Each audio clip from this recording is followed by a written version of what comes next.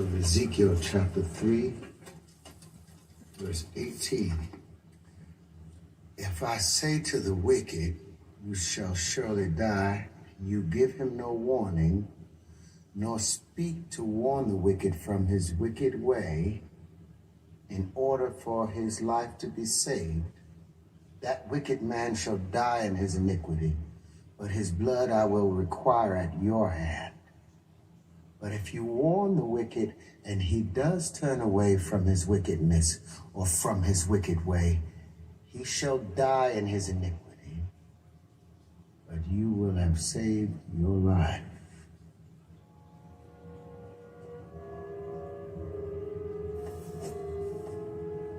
Warning always comes before destruction. Always comes before destruction. Warning always comes before destruction. Behold, the former things are come to pass, and new things do I declare. Before they spring forth, I tell you of them. And the third angel followed them, saying with a loud voice, If any man worship the beast and his image, and receive his mark in his forehead or in his hand, the same shall drink of the wine of the wrath of God, which is poured out without mixture into the cup of his indignation, and he shall be tormented with fire and brimstone in the presence of the holy angels and in the presence of the Lamb. And the smoke of their torment ascendeth up for ever and ever, and they have no rest day nor night, who worship the beast and his image, and whosoever receiveth the mark of his name. Here is the patience of the saints. The future is here. Using only my hand to pay for the groceries.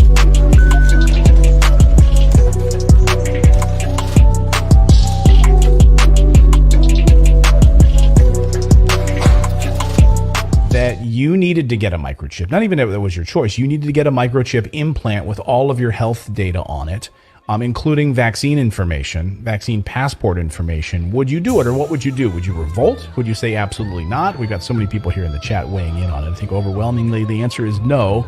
This might sound like a conspiracy theory, but it's actually happening. As far back as 2018, NPR had a report that said that microchips are about the size of a single grain of rice and were becoming so popular at the time that one of the main companies producing these microchips, producing them, reported difficulty keeping up with demand because people wanted them so much.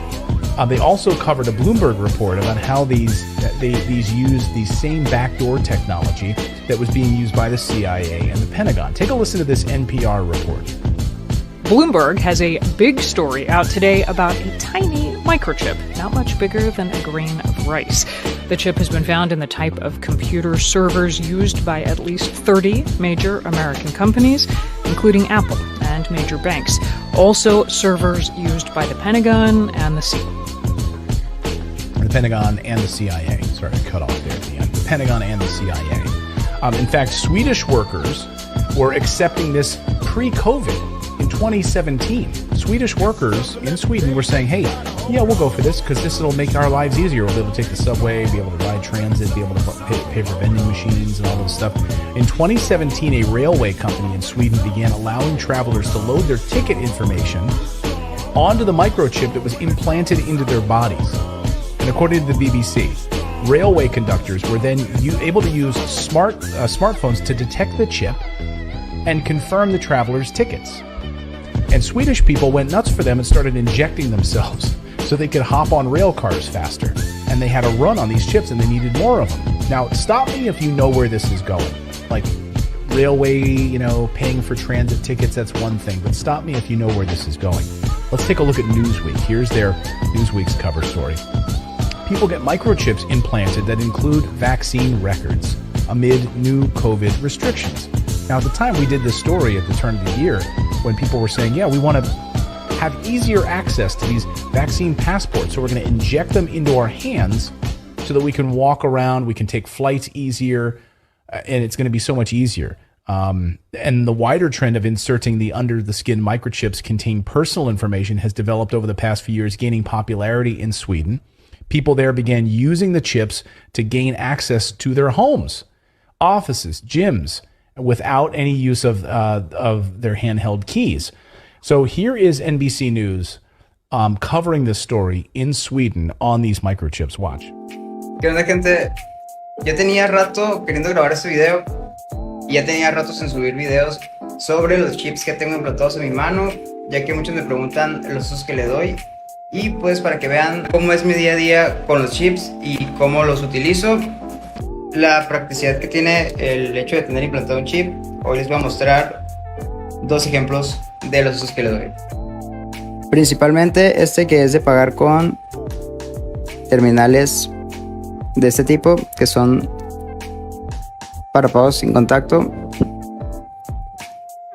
De esta manera pago.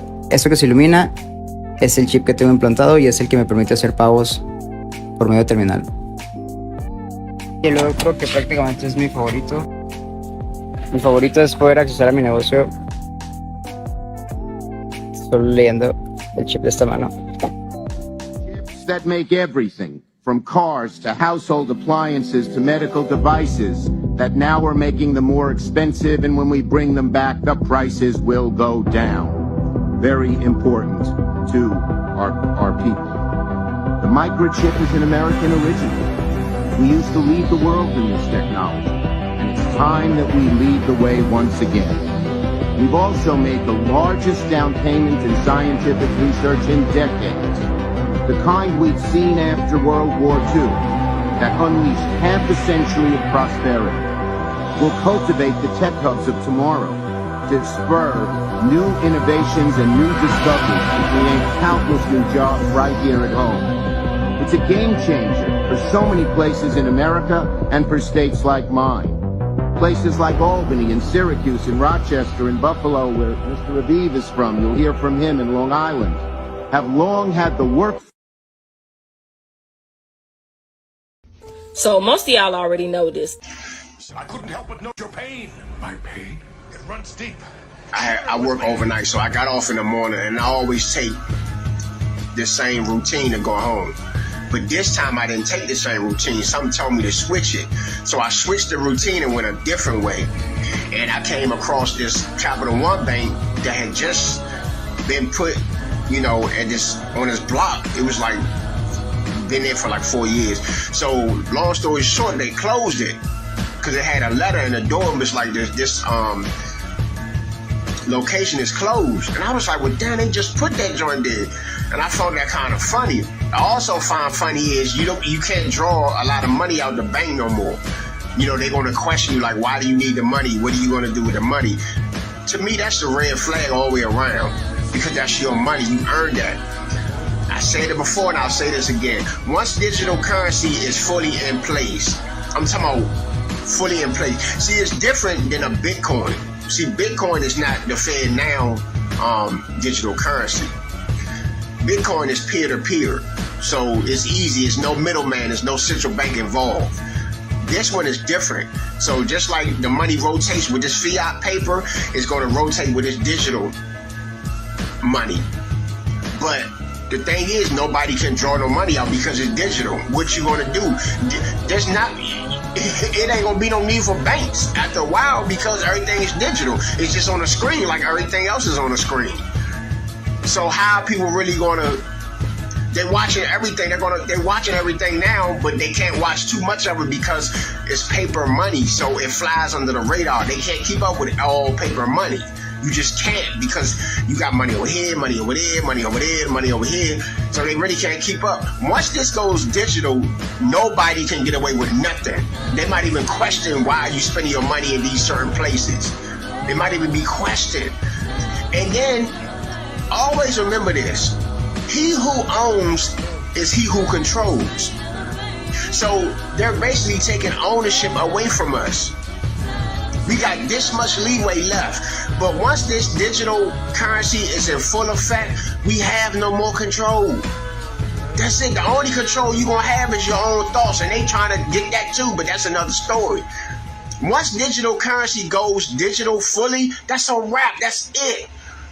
Nobody can do anything. The under market, all the black market, all that, that's gone. That's out the door. You think things are rough now? Wait till that really hits. Nobody gonna be able to make a move nowhere like that. People really gonna go off. Like, people don't understand what's coming, man. They don't understand it.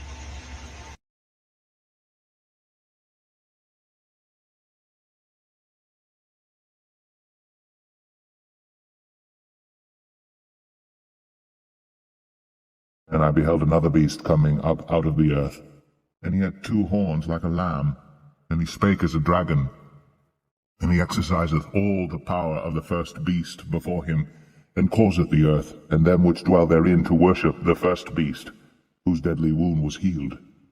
And he doeth great wonders, so that he maketh fire come down from heaven on the earth in the sight of men, and deceiveth them that dwell on the earth by the means of those miracles which he had power to do in the sight of the beast, saying to them that dwell on the earth that they should make an image to the beast, which had the wound by a sword, and did live.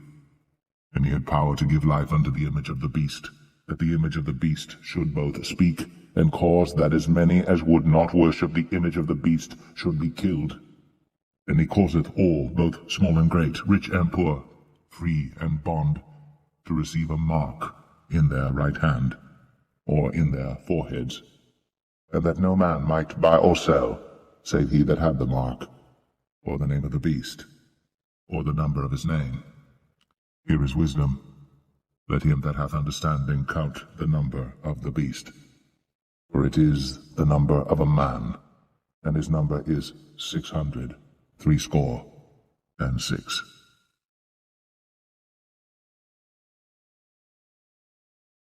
I really can't make this shit up right now, guys. We're right here at Walgreens.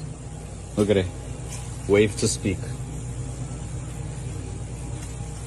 Voice assistant coming soon. You come right here. Look at that. We believe consumers can experience the benefits of a digital technology without compromising privacy. Sure. Cooler screeners never seeks to identify individuals and never gathers or uses any personal leakable information. You're right. Therefore fully preserving privacy. Yeah, sure. Why is that scanning me right now? Why is this scanning me? Why is it blue?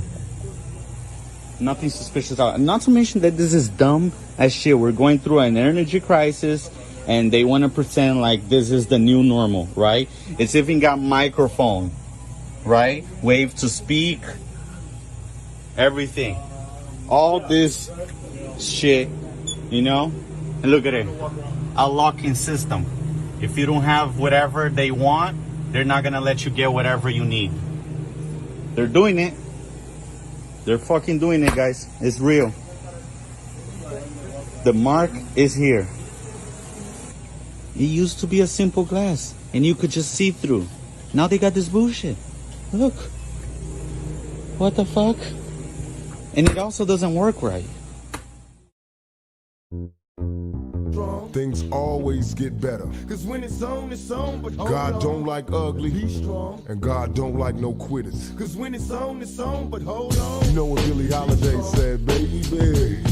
God bless the child that can hold his own. You know, you got to stand strong. And when these busters try to knock you out your place, you stand there to their face. And you tell them, hold on, and be strong. Be strong.